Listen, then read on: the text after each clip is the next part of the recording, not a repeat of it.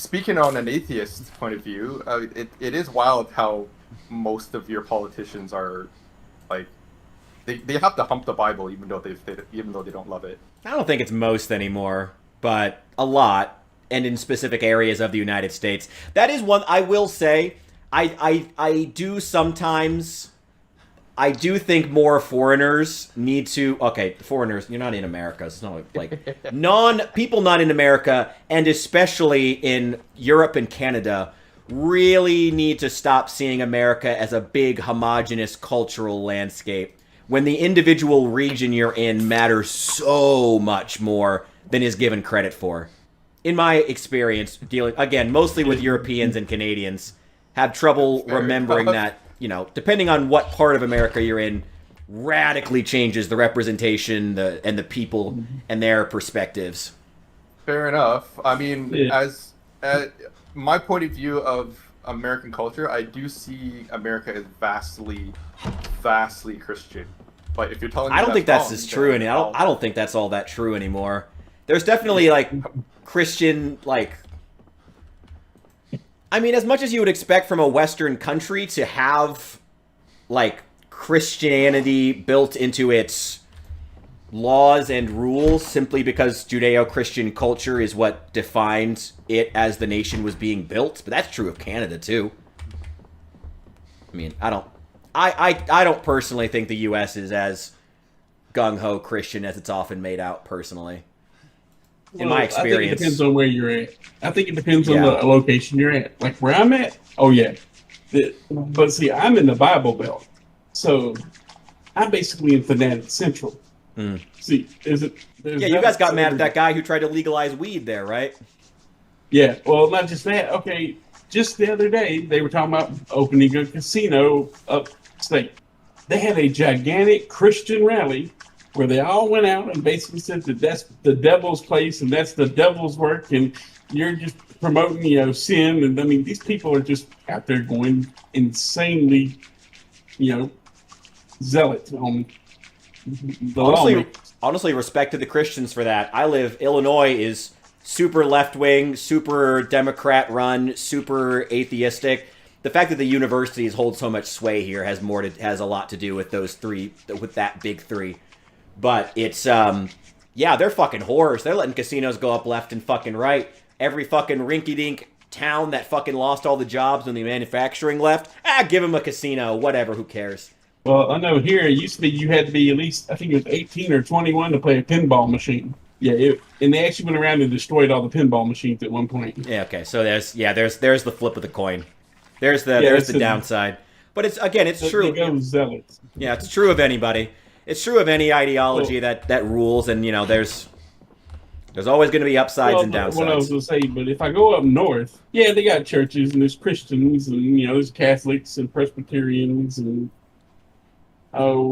Episcopalians and all these other Christian things, but they're not out there protesting that you can't have a casino in it. Basically, in places like Atlantic City, they would be more likely to protest if they took away Planned Parenthood.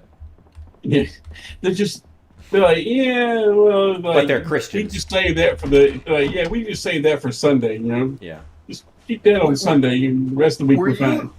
Were you the one I was talking to about where he mentioned that there was like one church for every 5 person? Oh, I remember. Yeah, I remember Saul mentioning that. Yeah, I remember that. Yeah, that was you, right? Yeah, there's like over 2,000 something like Baptist churches here. Yeah, and that's just the Baptist churches. Yeah, it's not all of them. Because we've got, Jehovah's Witnesses, Baptists, Mormons, Catholics, one church Methodists. For every 5 citizens, I think we worked out too. We got Southern Baptists, which are different than regular Baptists. Yeah, compared to where I am, where you will regularly see pretty much all the churches have to kowtow to the university in order to exist, because that's who in town has the money. And it's true, again, in a lot of Illinois because the universities hold so much sway.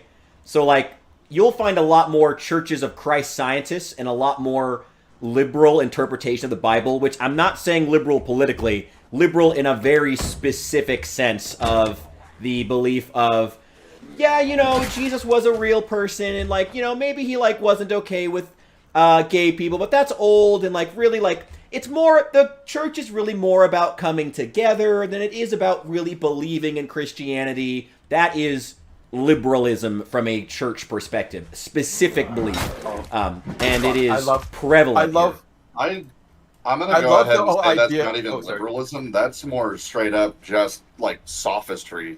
If you're going to hold a belief system and then be like, lol, but I don't actually have to hold to my belief system, what's the fucking point of even having it? You're fucking rampant here.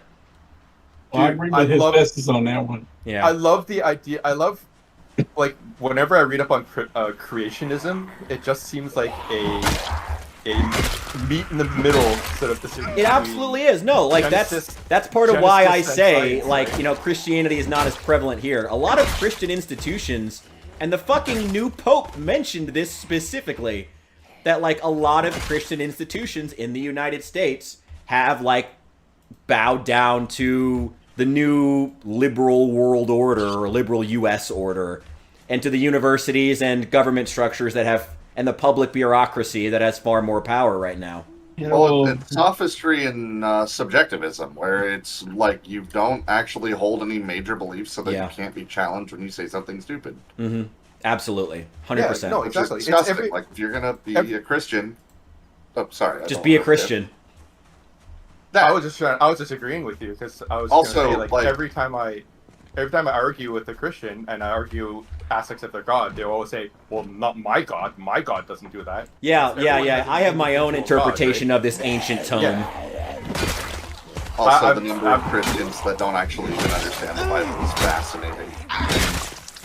Like, the entire point of Jesus' sacrifice was to die for the sins of the Old Testament, which means that the things like Leviticus, where it's that whole, like, oh, gays are bad, is a moot point because that was one of the old world sins. It's the reason Christians can eat pork and wear mixed fabrics. Like, you're following the Tanakh, and at that point, you're just a Jew who's a little bit of a reformist. They're doing something. They show, you know, what's the Christian version? You know, they show up on Easter. You know, at least they're doing that. they come in for Christmas. I mean, why do you think that every Christmas they have to the preacher has to make sure he passes that tray around twice on Christmas Day? Got to make sure he does it at least. You know, get those guys. You know, for the times they don't show up in the year. I mean, you said nothing it where heavier, sacrilegious guilt.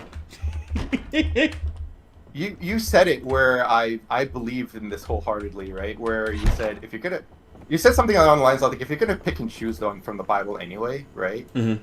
You're already making decisions on your own as to what you believe is moral or not. And if you're just gonna pick and choose and make your own decisions, why do you even need the Bible to teach you morality? At that point, like, be more. Yeah, don't just be.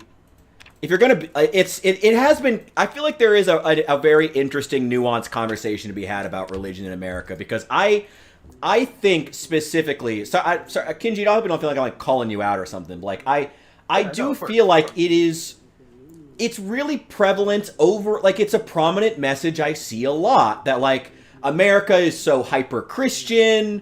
Meanwhile, the new American Pope is openly saying, you know, American Christianity is kind of pussy shit. You know, it's like, it's the show up on Easter kind, you know? It might be all over the place. Everyone might kind of engage with it, but they're not, the religious institution, it's performative. The religious institution itself is at one of its weakest points, if anything. You know, but that also, you know, I think could scare a lot of people, because it's like, what would it actually look like for a religious institution to have genuine political and cultural power in the United States? I think that would genuinely scare a lot of people in a lot of Western countries, not even just the United States. I'm not saying if it's a good thing or a bad thing, but I think it would be a really big cultural change that I think is actually on the way, and we're going to have to really start talking about it. I like a lot of these Christian people. I mean, I'm not one of them, but I do, you know, I'm okay with most of them. But the problem here is most of them don't even know what their own religion's for. Yeah. I literally had a conversation when I was trying to study religion to figure out which one I wanted to be. And I asked them, I asked a group of them, I go, well, what is religion for? And they're like, well, it's so you'll be nice to people. I don't need a religion for that, man. Yeah. I can be nice to people on my own.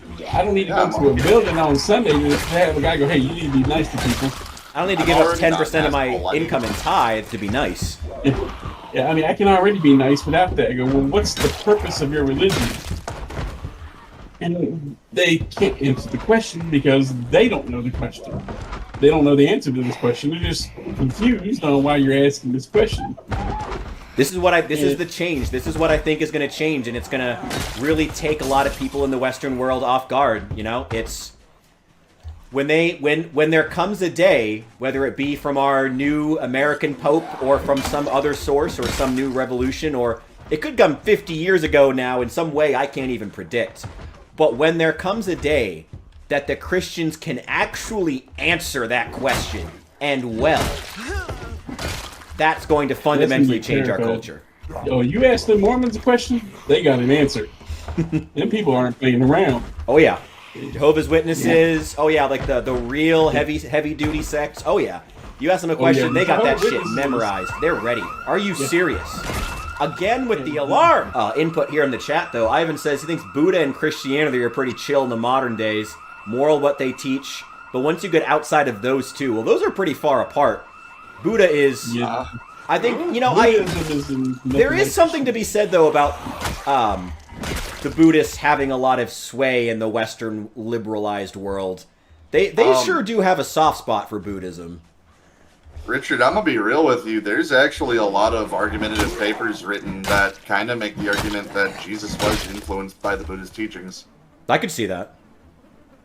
Specifically because of the Silk Road and the relative proximity to like Jerusalem and kind of where Jesus would have been. Honestly, I can 100% believe that. I mean, half the reason Christianity itself was able to spread was because of the Roman road network.